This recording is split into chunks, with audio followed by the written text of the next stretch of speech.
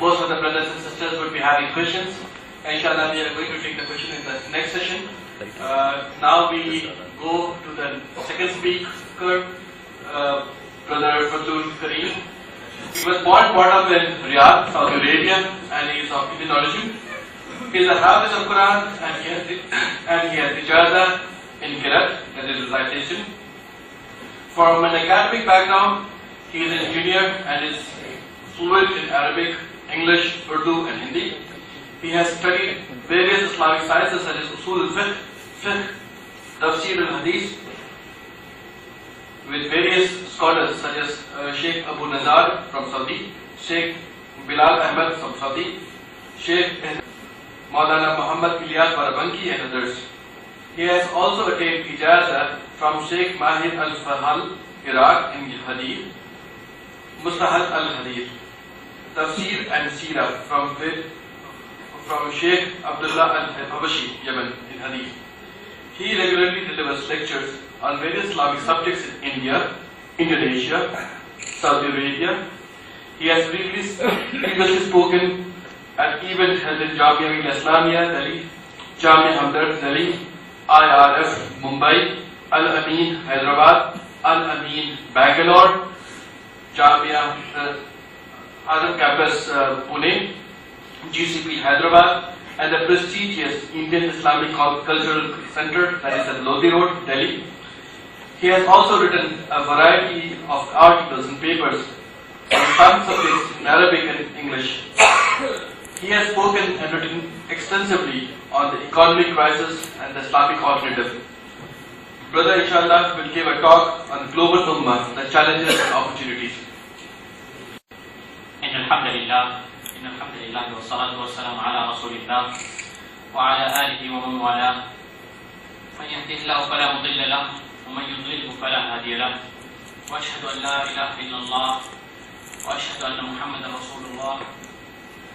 خاتم الأنبياء والمرسلين الذي بلغ الرسالة وأدى الأمانة وجاهد في الله حق جهاده حتى أتاه اليقين.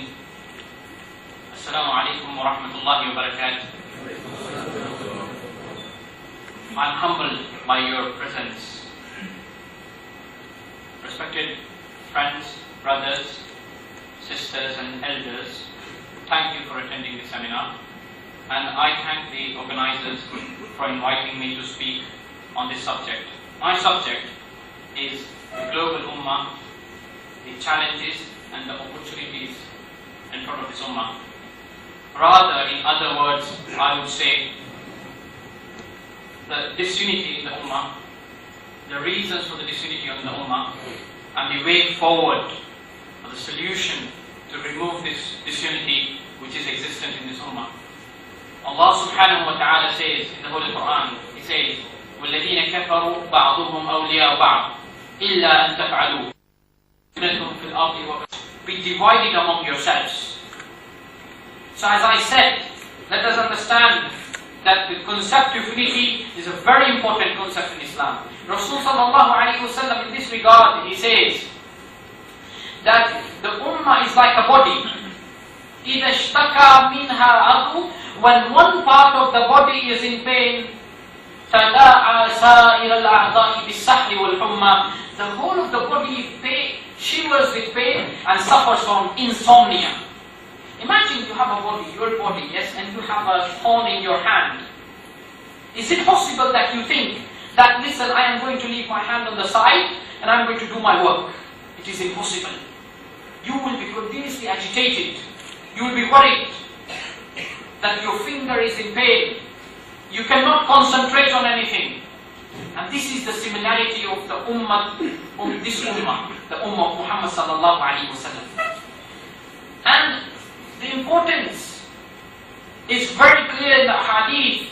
It discusses about what a mu'min is to another mu'min. What is the value the Muslim should keep for another Muslim. The Prophet sallallahu alayhi wa sallam says, Al-mu'minu lil-mu'min kal-bunyan. The mu'min for another mu'min is like a building where different parts reinforce each other. And the Prophet held his hands like this. This is how the mu'min is for another mu'min. like a building. So no one can stop you, no one can break you. And we see the ahkam of Islam, even if you look at the individualistic ahkam, which can be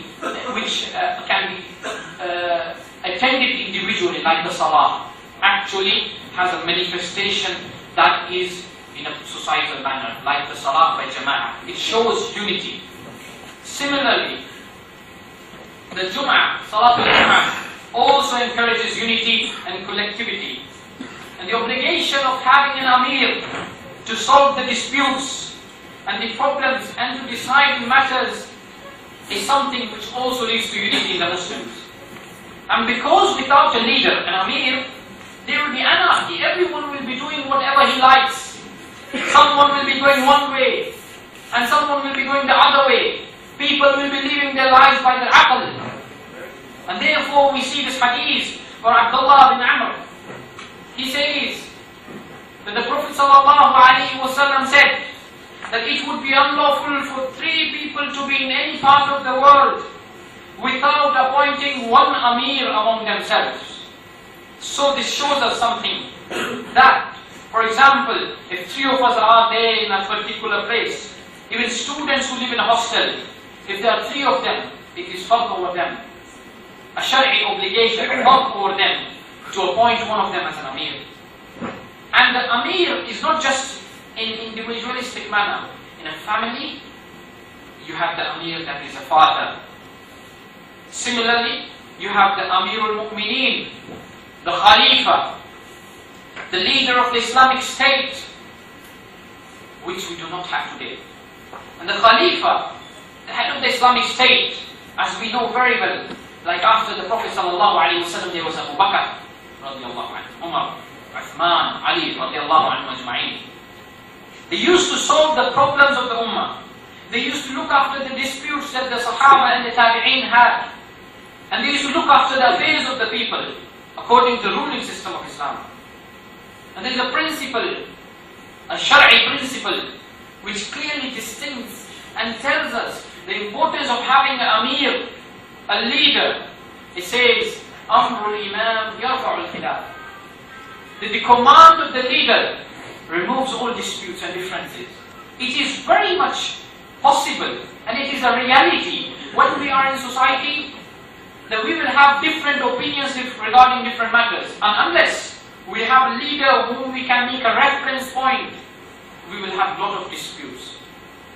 And therefore Allah subhanahu wa ta'ala even says in the Quran, فَرُدُّوهُ إِلَى اللَّهِ وَرَسُولِهِ وَأُولِي الْأَمْرِ مِنْكُمْ.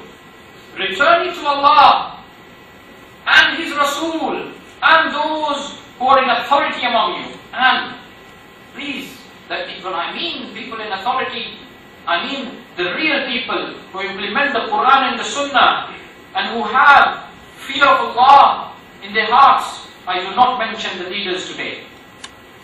And as I said, nationalism, racism, tribalism, backbiting, disunity in the Muslim lands, all of them are haram. And nationalism is a concept which is absolutely alien to Islam. And we see Rasulullah, he clearly spoke about it and forbade it. And he said, as our Mawlana also said, ليس منا من دعا على العصبية وليس منا من قاطع على العصبية وليس منا من مات على العصبية. The one who fights for Asabiyya, who dies for Asabiyya, who stands up for Asabiyya, is not from us. Because Islam calls for an ideological bond. All of the Muslims are bonded by one thing. They are not bonded by flags and national anthems or passports. They are bonded by one thing, that is La ilaha illallah Muhammad Rasulullah. This is their passport. This is everything for them. Let us understand. Whoever calls for Asabiyya, the Prophet ﷺ